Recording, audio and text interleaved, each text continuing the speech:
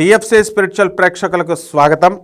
ముందుగా మీ అందరికీ కూడా ఈ విశ్వావసునామ సంవత్సరం మనకి ఏప్రిల్ నుంచి సంవత్సరాది నుంచి వస్తుంది. అందువల్ల అంతకుముందు మనకి క్రోధినామ సంవత్సరం ఉంటుంది.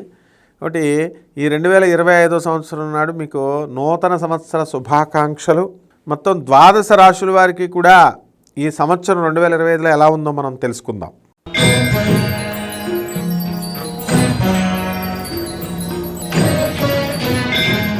మిథున రాశి.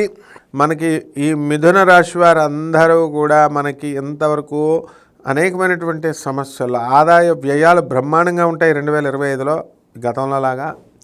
కాకపోతే పోలీస్ సమస్యలు, కోర్టు సమస్యలు అనేటటువంటిది మే 30, 2025 సంవత్సరం వరకు తప్పదు మీకు. ఆ తర్వాత నుంచి కాస్త రిలీఫ్ అనేటటువంటిది వస్తుంది. జీతభత్యాలు బాగా పెరుగుతాయి. గవర్నమెంట్ ఉద్యోగస్తులకు అందరికీ కూడా ప్రభుత్వం నుంచి రావాల్సినటువంటి టీఏలు, డిఏలు, అరియర్స్లు, బకాయిలు ఇవన్నీ కూడా తిరిగి వచ్చేయడం జరుగుతాయి. అయితే ప్రైవేట్ యాజమాన్యాలన్నీ కూడా ఈ ప్రైవేట్ ఎంప్లాయీస్ని గుర్తించి జీతభత్యాలు పెరగడం జరుగుతుంది.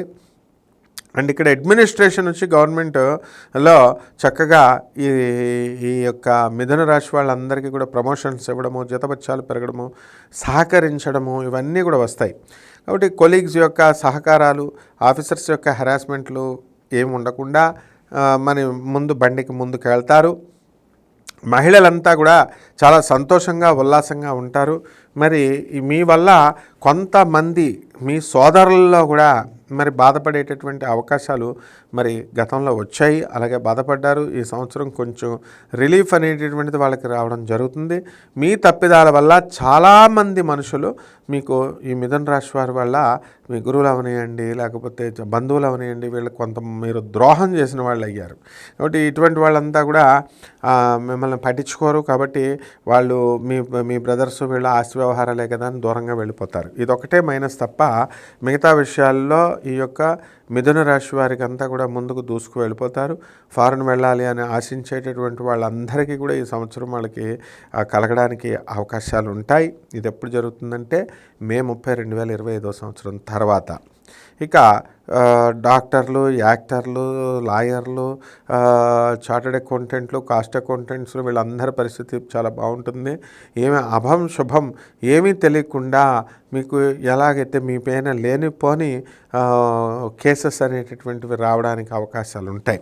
ఇతరులు నిందలు పడడానికి అవకాశాలు ఉంటాయి. దాంట్లో మీ తప్పిదం 10% అయితే మొత్తం 100% మీ మీద తోసేయడానికి అవకాశాలు ఉంటాయి. కాబట్టి జాగ్రత్తగా ఉండండి. ఇకపోతే ఈ యొక్క మిథున రాశి వారికి ధన పిచ్చి పట్టుకుంటుంది.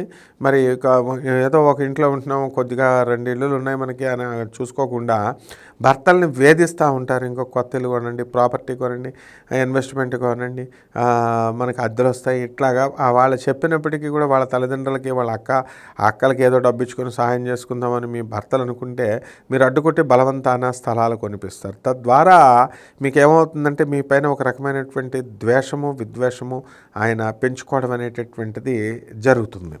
కాబట్టి ఈ విధంగా భార్యాభర్తల మధ్య అన్యోన్యత అనేటటువంటిది కాస్త తగ్గడానికి అవకాశాలు ఉంటాయి. పరిహారాల దగ్గరికి వచ్చేసరికి గురు జపం చేసుకోండి, గురు స్తోత్రాలు చదువుకోండి. గురువుకి కిలోంపావు శనగల్ని మీరు ఏం చేయాలంటే దేంతో ఇవాళ పసుపు రంగు వస్త్రాలను ఇచ్చి పేద బ్రాహ్మణులకి గురువారం నాడు ఉదయం 6 గంటలకు, తెల్లవారుజాము 3కి ఇవ్వలేరు కదా, అందుకని కనీసం 6 గంటలకైనా సరే మీరు ఇవ్వాలి. ఇంట్లో ఇవ్వచ్చు, బయట ఇవ్వచ్చు. అలాగే దక్షిణామూర్తి వారి కానీ దత్తాత్రేయ స్వాముల వారి యొక్క క్షేత్రాలకి, గాణగాపురం ఇలాంటి వాటికి వెళ్ళండి. అలాగే మీ ఇంటి దగ్గర ప్రతి శివాలయంలో కూడా దక్షిణామూర్తి ఉంటాడు. దక్షిణామూర్తి అంటే ఎవరో కాదు, దక్షిణ దిక్కుగా కూర్చున్నటువంటి శివుడే. ఇలా చేసుకున్నట్లయితే మీరు, అలాగే రావి చెట్టుకి శనివారం నాడు ఉదయం 8 గంటలకి, లేకపోతే మీకు కుదిరినప్పుడు ఈ రావి చెట్టుకి మీరు ఈ యొక్క నీళ్లను వేసి ప్రదక్షిణాలు శనివారం నాడు 108 సార్లు చేయండి. ఈ విధంగా కనుక మీరు చేసినట్లయితే ఈ రాశి వారికి చాలా బాగుంటుంది. సెలవు. 12 రాశుల వారందరికీ కూడా మంచి జరగాలని కోరుకుంటూ మళ్ళీ కలుద్దాం. సెలవు.